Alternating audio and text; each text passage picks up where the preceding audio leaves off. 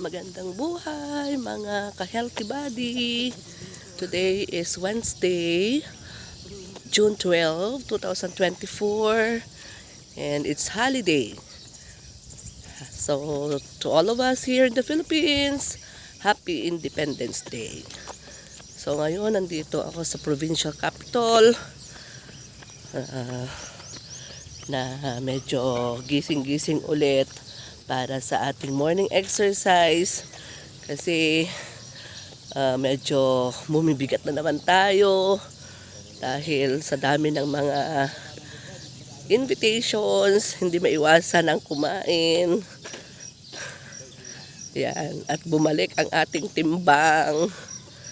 Kaya bumigat na naman ang ating katawan. And so kailangang medyo magbawas-bawas ulit kasi mabigat. At syempre, iwas sakit.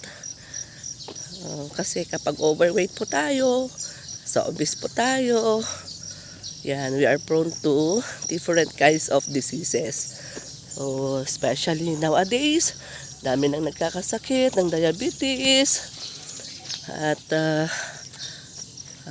high blood, hypertension. So, yan. Kung gusto nating humaba ang ating buhay, ingatan ang sarili. Kaya alagaan natin ang ating sarili. So, what we need is, iba nga, sabi niya, ano na yun, sa acronym natin, eat a well-balanced diet, have an exercise, take a rest, and of course, our water intake.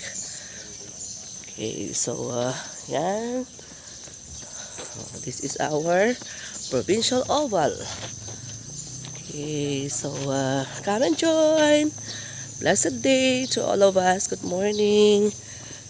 Okay, have a nice day. God bless. Bye-bye.